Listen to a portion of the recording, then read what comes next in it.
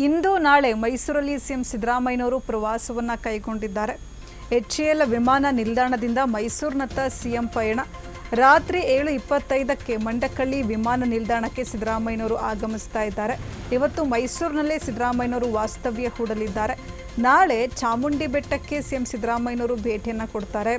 ನಾಡ ದೇವಿಯ ದರ್ಶನ ಪಡೆಯಲಿದ್ದಾರೆ. ದರ್ಶನದ ಬಳಿಕ ಚಾಮುಂಡೇಶ್ವರಿ ಅಭಿವೃದ್ಧಿ ಪ್ರಾಧಿಕಾರದ ಸಭೆ ನಡೆಯಲಿದೆ. ಸಭೆಯಲ್ಲೂ ಕೂಡ ಭಾಗಿಯಾಗ್ತಾರೆ.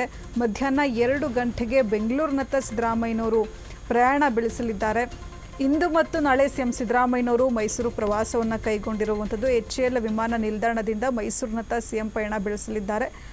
ರಾತ್ರಿ 7:25ಕ್ಕೆ ಮಂಡಕಳ್ಳಿ ವಿಮಾನ ನಿಲ್ದಾಣಕ್ಕೆ ಸಿದ್ದರಾಮಯ್ಯನವರು ಆಗಮಿಸ್ತಾರೆ. ಇವತ್ತು ಮೈಸೂರಿನಲ್ಲೇ ವಾಸ್ತವ್ಯ ಹೂಡ್ತಾರೆ.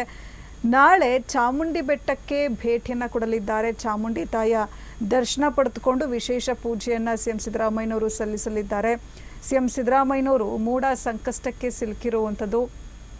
ಹೀಗಾಗಿ ಸಂಕಷ್ಟದಿಂದ ಪಾರಾಗುವಂತೆ ದೇವರ ಮೊರೆ ಹೋಗ್ತಾ ಇದ್ದಾರೆ. ದೇವಿ ಬಳಿ ಕಷ್ಟವನ್ನು ಹೇಳ್ಕೊಳ್ಳೋದಕ್ಕೆ ಸಿದ್ದರಾಮಯ್ಯನವರು ಮುಂದಾಗಿರುವಂಥದ್ದು. ಹೆಚ್ಚಾಗಿ ಸಿದ್ದರಾಮಯ್ಯನವರು ದೇವಸ್ಥಾನಗಳಿಗೆ ಭೇಟಿಯನ್ನು ಕೊಡೋದಿಲ್ಲ.